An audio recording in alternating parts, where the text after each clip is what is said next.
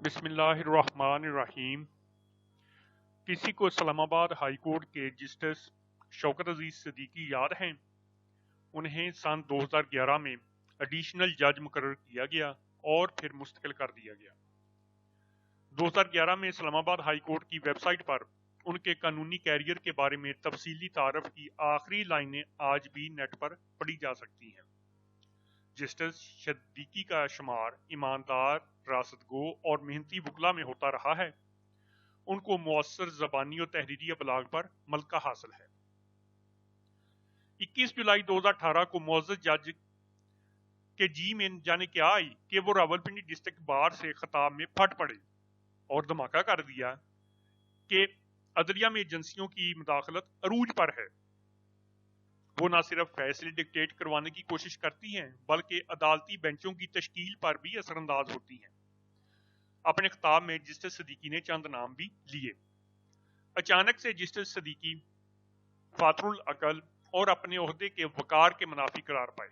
Supreme judicial council میں ان کے خلاف دائر کرپشن اور بے قاعدگی کے 2 ریفرنسز میں جان پڑ گئی۔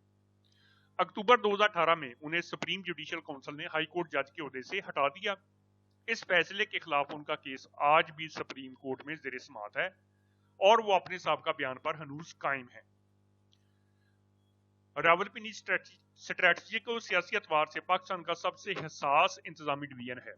17 فروری کی صبح تک یہاں تعینات کمشنر لیاقت علی چٹھا ذہنی طور پر صحت مند بھی تھے اور ان کے بارے میں کرپشن کے اگر کوئی الزامات تھے بھی تو وہ مین سٹریم میڈیا کے علم میں تب تک نہیں تھے۔ میڈیا کو تو یہ بھی نہیں معلوم تھا کہ کمشنر لیاقت علی چٹھا کے خاندان کے کچھ قریبی لوگ انصافیے ہیں۔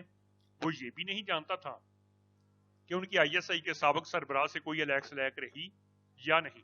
مگر سپہر کے بعد یہ خبر سن کے لرز گیا کہ حساس ترین پنڈی ڈویژن کا چارج ایک سائیکوپیتھ کے ہاتھ میں تھا جس کا رابطہ لینڈ مافیا سے ہے اور وہ خود بھی کرپٹ ہے۔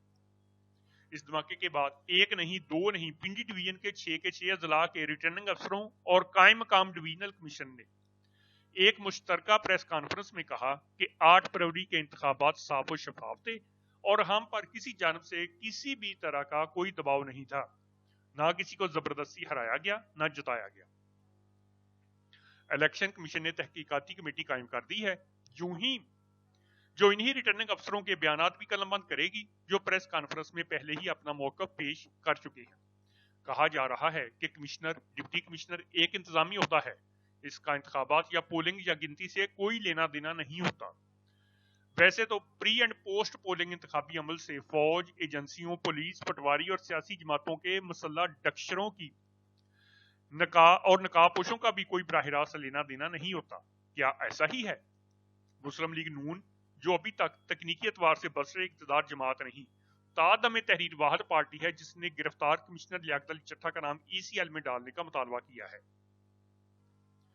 جب احتساب عدالت کے جج ارشد ملک نے ویڈیو گفتگو میں کہا تھا کہ ان پر نواز شریف کو سزا دینے کے لیے بہت دباؤ تھا، اور جب اسلام آباد ہائی کورٹ کے جج شوکت عزیز صدیقی نے کہا تھا کہ آئی ایس آئی والے ہائی کورٹ کے چیف جسٹس پر میاں نواز شریف اور مریم نواز کی سزا برقرار رکھنے کے لیے دباؤ ڈالتے رہے ہیں، تب کسی نے مطالبہ نہیں کیا کہ ان الزامات کی چھان بین تک دونوں ججوں کے نام ای سی ایل میں ڈالے جائیں۔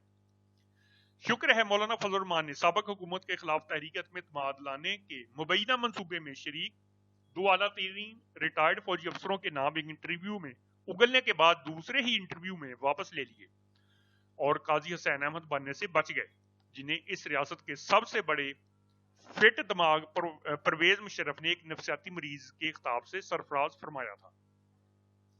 سوال یہ ہے کہ اگر کمشنر پنڈی کا دماغ کل دوپہر نہ گھومتا تو کیا آج بھی یہ سائیکوپیتھ بطور ایک فرض شناس ذمہ دار سینئر بیوروکریٹ ملک و قوم کے لیے مارچ میں اپنی باعزت ریٹائرمنٹ تک گراں قدر خدمات سر انجام دیتا رہتا؟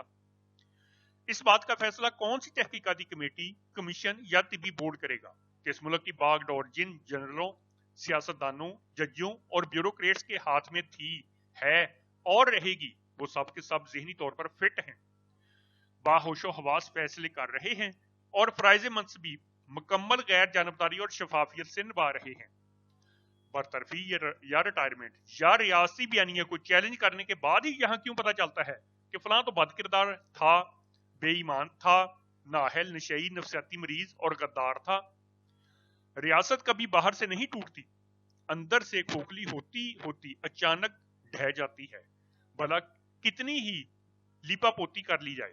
تاریخ کی گاڑی سرپھروں اور پاگلوں کے دھکے سے ہی آگے بڑھ رہی ہے۔ فی الحال تو یہ ملک سعادت حسن منٹو کا ٹوبہ ٹیک سنگھ لگ رہا ہے۔